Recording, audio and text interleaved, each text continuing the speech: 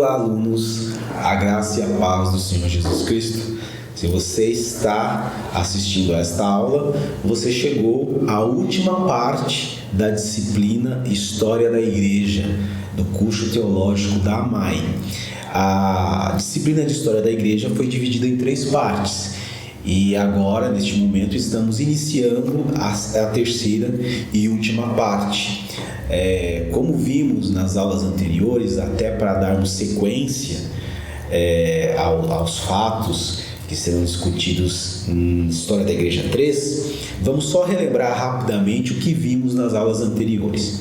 Nós falamos sobre o fortalecimento da Igreja após a queda do Império Romano, e é até natural que após a queda do Império Romano a Igreja se fortalecesse, mesmo porque vimos que, dentre tantos outros motivos que levaram à queda do Império Romano, o crescimento do cristianismo foi um deles.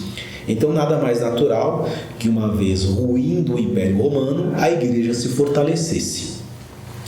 E também havia uma estrutura política que favorecia esse fortalecimento.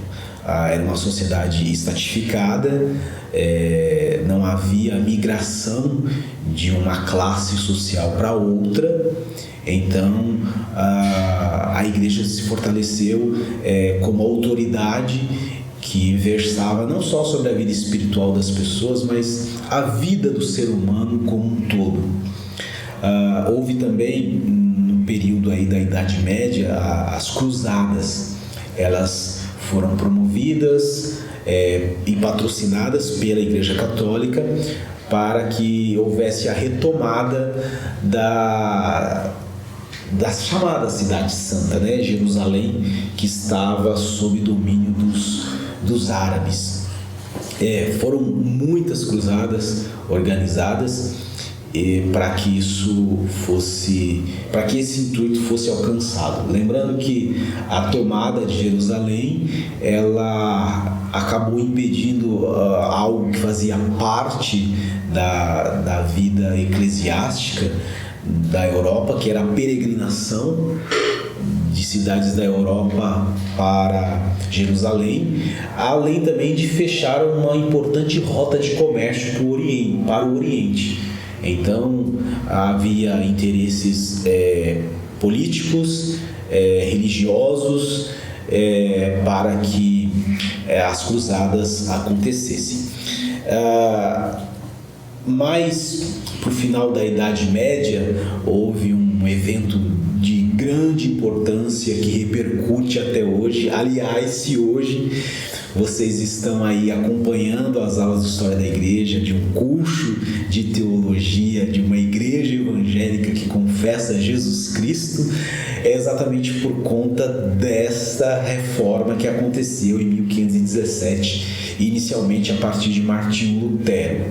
Ele questionou a prática cristã pregada e ensinada pela Igreja Católica naquela época, isso baseado nas Escrituras. Lembrando que o acesso às Escrituras ele era muito restrito, apenas as pessoas que eram alfabetizadas e faziam parte do clero tinham acesso, porque a Bíblia não estava disponível na língua nativa.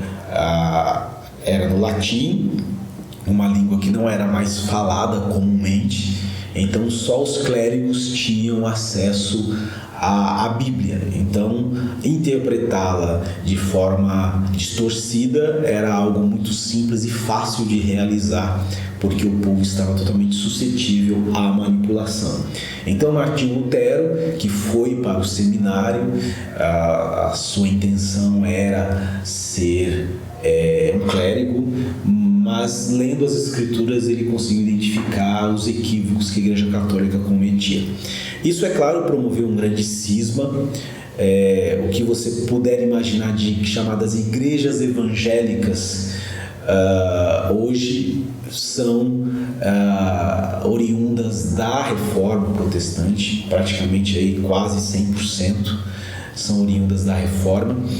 E isso trouxe uma grande divisão e tem um aspecto histórico muito importante para a Igreja. 100 anos depois do advento da Reforma Protestante, ainda como desdobramento da Reforma, aconteceu a Guerra dos 30 Anos. Havia ali uma disputa.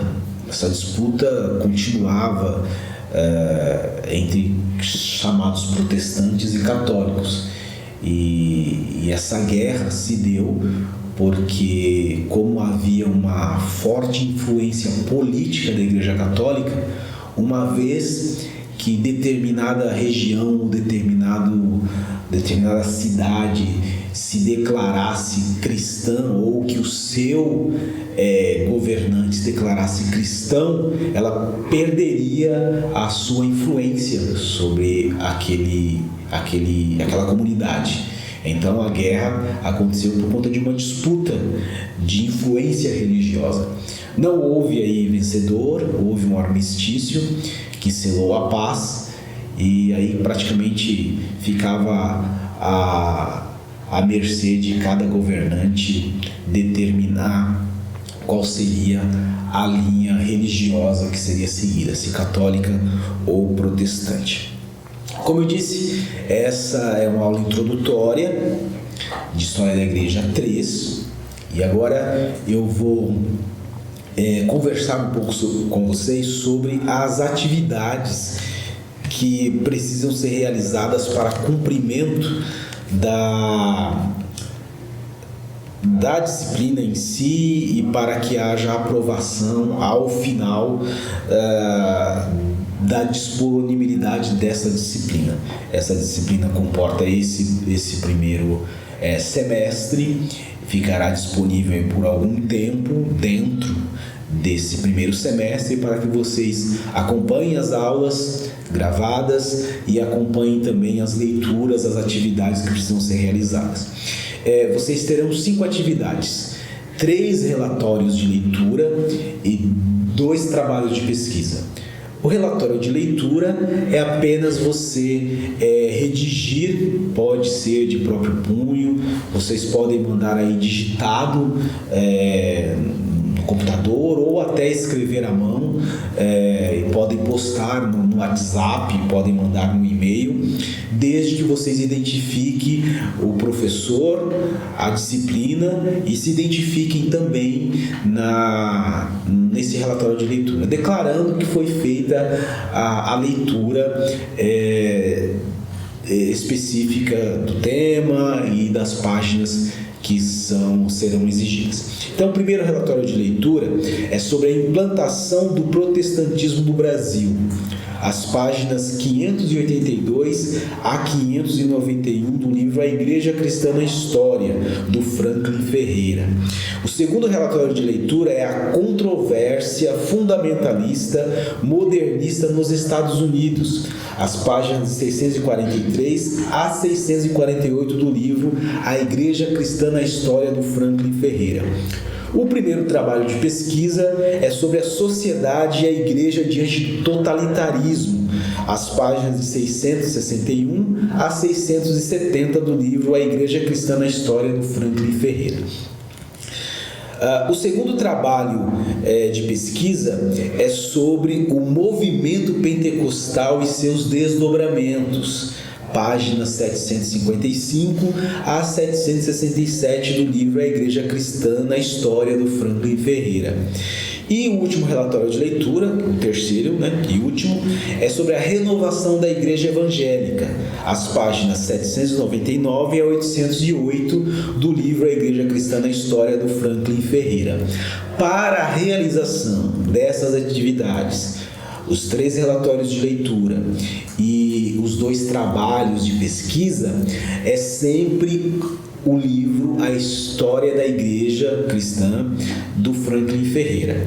Mas existem outros livros que constam na bibliografia que vocês podem usar para realização dos trabalhos de pesquisa, por exemplo.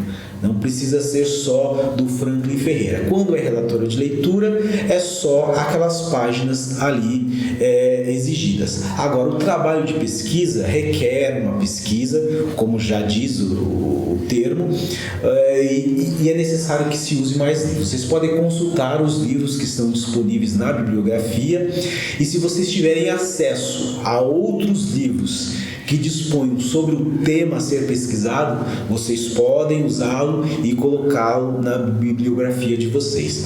Então, lembrando que mesmo que vocês façam o trabalho manualmente, escrevam numa folha de caderno, é importante que vocês citem a bibliografia. Quais foram os livros que vocês usaram e quais páginas vocês leram para complementar, para fundamentar a pesquisa de vocês. Ok? Então, que vocês tenham aí um ótimo curso. Esse curso não compreende só a disciplina de História da Igreja, mas também outras disciplinas. Então, vocês se organizem para estudarem a História da Igreja, mas também estudarem as outras disciplinas. E nós nos vemos na próxima aula, que será a aula 1. Ok? Um abraço a todos.